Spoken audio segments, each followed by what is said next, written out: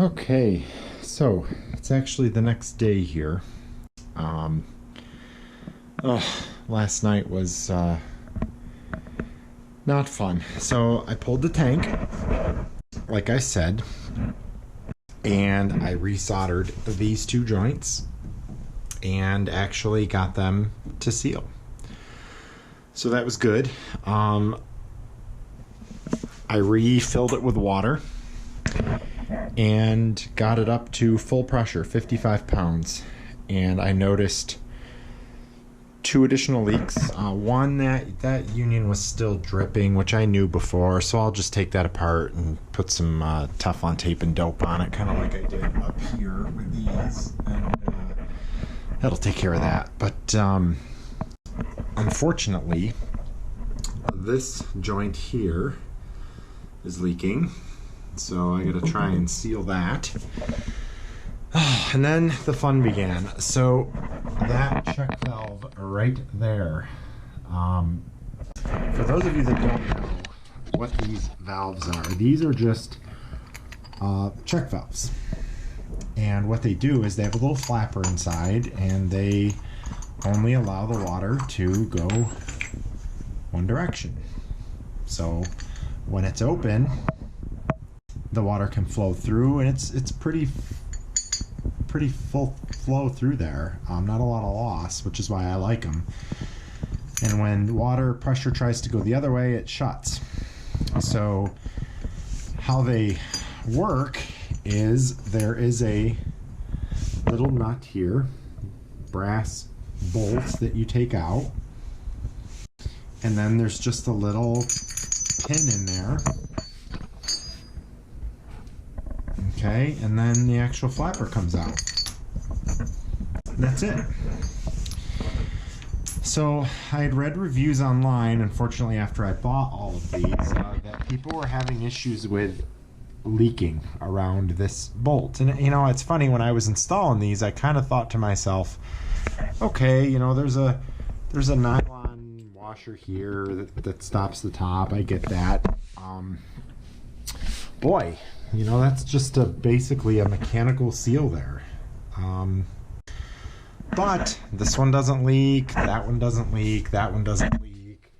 I got these things everywhere. There's one over there, there's a big one right there, there's one up there. None of these leak.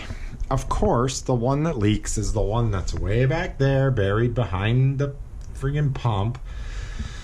So I drained the system down and took the bolt out, put some Teflon tape on it, put some pipe dope on it, threaded it in there, and I'm tightening it with just a little, just a little 5/16 wrench, tightening, get it just tight, and I feel it go, and I'm like, oh crap, I stripped it. Okay, what I thought was stripped it.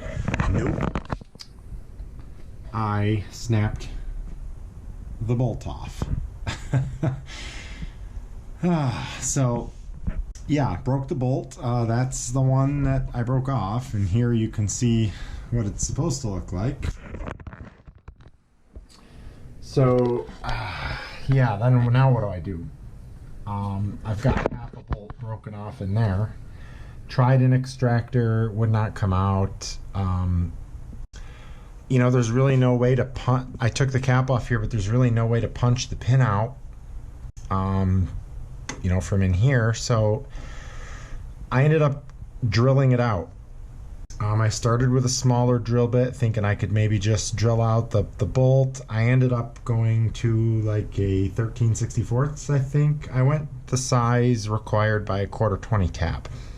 And so, I don't know if you can see back here, but drilled it out back there and retapped it. Tapped it with a 1/4. And just so frustrating. Finally was able to get it tapped. It does not come through all the way because the pin has to go back in there, is only a certain size, so I didn't want to drill all the way through and blow through here and have this loose and cause problems. So I stopped like in here somewhere, and So, stopped at the hardware store today on my way home from work to get some stainless steel bolts, and of course, the smallest they have is 1/2 inch long. They don't go any shorter. What I really needed was like a quarter, maybe 3/8. I think I did tap the 1/4 hole a little bit deeper than the original one was, which is okay. I mean, there's a good, if I can get the camera together, I don't know what that is, 1/2 inch from this face to this face. So there's room there.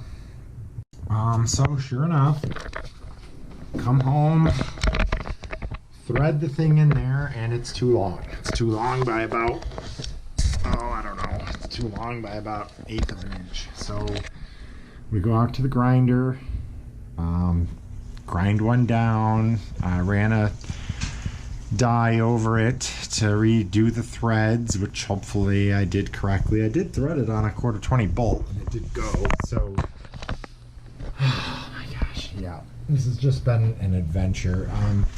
If this doesn't seal, I'm probably just going to break these unions, take the mixing valve out, unsolder it here, and just take the whole thing out and put the check valve that came with the three-way back in there. These have check valves in them. I took them out because they looked pretty restrictive, and I just wanted full flow here. This is what you get for doing this sort of stuff. So yeah, I'm about to find out now if I can do it with two hands here with you guys watching me. If I can get, I can't. Let's see, how can I do this for you with you guys here? See if I can get this in here. Is it gonna go? Am I gonna just mess my threads all up? I don't know. This is getting old.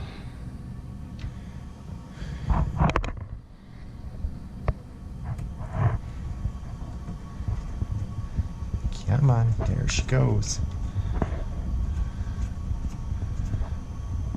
Oh, still too long by that much, I mean, really. It's too long by that much. It'll be a miracle if this works anyway. Actually, she's still threading, so maybe we're just clamping down here. Let's see. Actually, we might be good right there. I can't really tell if that is bottomed out or if it's bottoming out on the threads. I think it's bottoming out on the face. I do not want to over tighten this again. Oh yeah, that's getting really tight there. I think I'm gonna go with that. So what I'm gonna do is I'm gonna reassemble this. I'm going to pipe dope and Teflon tape the you-know-what out of that bolt. Reassemble the valve first, put the flapper back in there, get the pin in there. I will probably have to cut the pin down a little bit because that bolt is longer, but that's okay. And I'm going to try to seal the you-know-what out of that bolt, and we'll see if it holds. I don't know. If it doesn't, I'm moving on to other plans. So I'll just replace that check valve with a piece of pipe. So, and then I'm gonna fire back up the torch and try to fix this joint over here, right there. So, son of a gun. Thought I got that one good too when I did it, but it's leaking right out of that joint. So, try and do that tonight. Maybe we'll try and fill it again, and we'll go from there. Okay, so the check valve is completely reassembled, as you guys can see there. I did bring that nut on there, Teflon taped, pipe doped, and it is tight. It's as tight as I want to take it. It feels pretty tight. I don't want to take it anymore. I don't want to strip it again or break the bolt. Oh, I don't think I'll break that bolt, stainless steel, but I also resoldered this joint. Not my prettiest work, but it does look like the joint is much fuller now of solder than it was. What else did I do? I reinstalled this gauge. So this is the gauge for the hot out, which is what that line was that was leaking.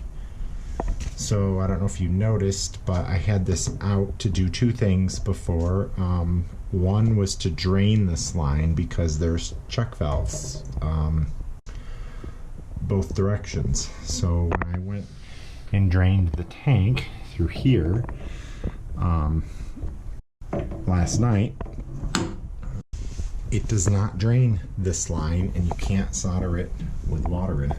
So pulling this gauge just allows all that water to drain out. It also gives the pipe an opening to the atmosphere, which you need if you're going to solder, especially since there might have been a little bit of water in there. You know, soldering with a little bit of water will create steam, and if you don't have a place for that steam to go, it will blow the solder right out of those joints, the joint that you're trying to solder. So kind of defeats the purpose. So by having this open, that steam has the air in that pipe has a place to expand and go. So little tech tip for you. But other than that, I also redid this union, took that all apart, Teflon taped it, pipe doped it. I know you're really not supposed to Teflon tape and pipe dope copper unions, but I read on the forums somebody doing that, and it did seem to work on all of these. Early on, I think if you guys remember, I had a problem with this one leaking, and literally, actually I think when I first turned it on they were all leaking, because I didn't do that, and once I did that, they work great. So I am not going to fill it right now. I could, and hopefully my leaks are fixed, but I want to let that pipe dope set up. It says on the can you can use it immediately, but I do think after 24 hours it does solidify a little bit. It's pretty liquidy when you put it on. I do love that pipe dope though, by the way. This Rector Seal number 5. Real good stuff. But when it does dry, it does tend to harden a little bit. It still stays soft, but it stiffens up, and I'm more worried about that bolt right there. If that thing does not seal, I don't know. Well, I do know what I'm going to do, but it's another hour and a half worth of work, and I really don't want to do it. So I want to let that pipe dope set up. Hopefully that Teflon tape, everything's good, that thing is sealed, and fingers crossed we might be good to go. Fill this thing up and start using these units for my domestic. Then I can start building my supply header and get the Snowmelt and everything done. I did realize a couple of months ago that I do think I purchased the wrong expansion tank. I purchased an Amtrol EX30. That's what I've seen used pretty much all the time.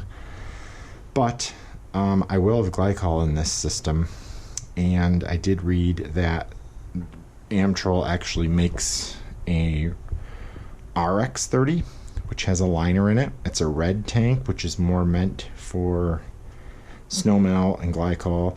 I did call their technical support, and the gentleman did say that you can use the EX30, it just might not hold up as long.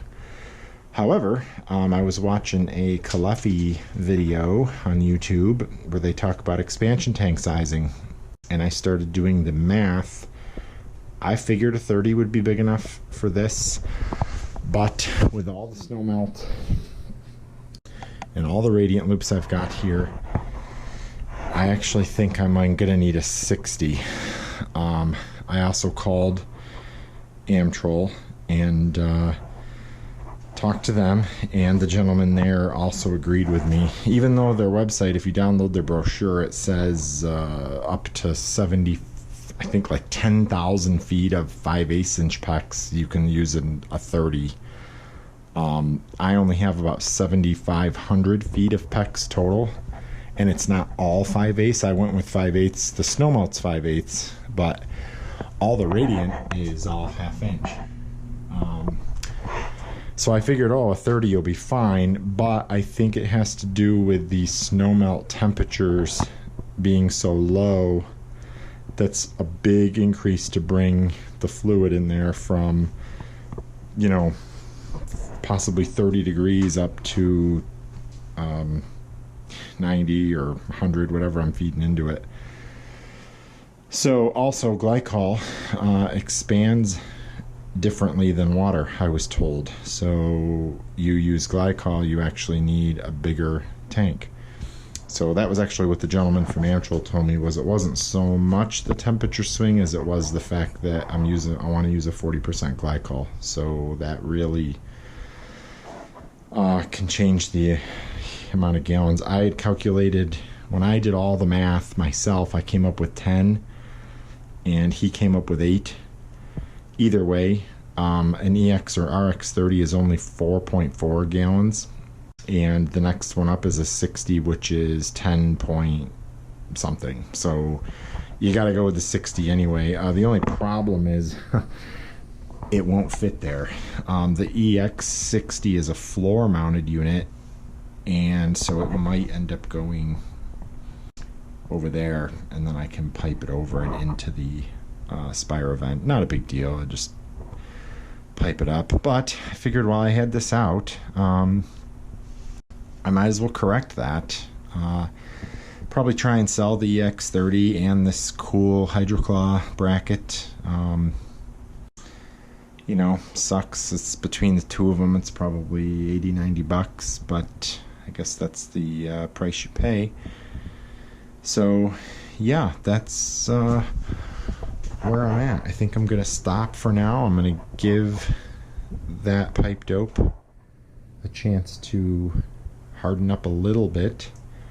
I placed a supply house order today for everything else that I need to hook up the neutralizer. So I got some unions coming, some more 90s, and then now that this tank is in, I can get that neutralizer set right here. I can figure out where I want this to come down, and yeah, so I'm probably gonna have it set somewhere like something like this in here. I'll make something that will hold that, but I'll probably bring it out a little bit away from that tank and cut it down. But I'm thinking this will 90 out, probably turn down, have a union, and go into this. I won't glue this joint. I will glue this. This is a trick that my friend Jeff taught me, and then I can undo my union and take this out and take this off and clean out the whole thing. This will be glued. I'll have a coupling here with another one of these adapters on the other end with a union on that, and then I can take the whole thing outside, wash it out real good, and refill it with marble chips every year, 2 years, whenever I need to do it. But yeah, and so then I'll probably bring the pressure relief valve down and tie it in to that, and everything will go into the sump pump through hole here. So that's kind of the plan. I would like someday to probably redo this pressure relief with copper. I think that would look nicer. It's probably better. But for now, this will work. I do have a 30-pound pressure relief right back there, and I could have again easily tied that into this it's right there, but that's the glycol side of things. And if it does go, I really don't want glycol running through the condensate neutralizer, probably make a mess.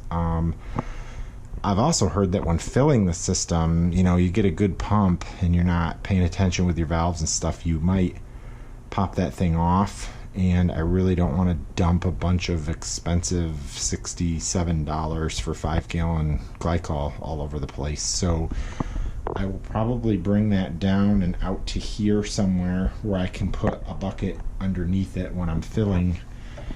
And then that way, if it does go off, I can reclaim anything that comes out of it, because the stuff is expensive and it's messy and I don't want it all over everything back there.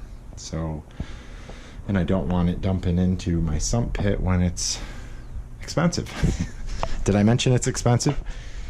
Especially when you need 40 or 50 gallons of it. Probably going to have $800, $900 just in glycol. So, but unfortunately the way I set this up, not only will the Snowmelt have glycol, the house will have glycol. So all this stuff will have glycol in it. It's just the way it is. Unless I wanted to put another heat exchanger in with another set of pumps, I don't know. Might have even been cheaper than the glycol, but I don't have the room here, and it's fine. I just run glycol. Plus the the slabs, the basement slab not so much, but the garage slab, it never hurts out there. The garage is heated with it's got Resnor unit heaters in it.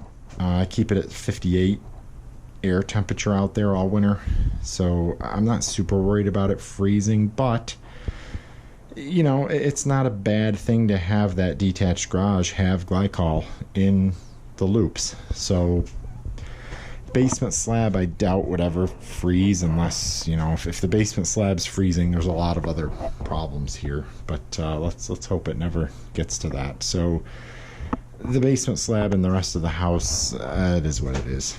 So anyway, I've rambled on for long enough. I will come back when I decide to try filling it again, and maybe I'll run the camera when I'm doing that, if you guys want to watch me run around like a madman and watch water spray all over the place. So hopefully not. Anyway, we'll see you later.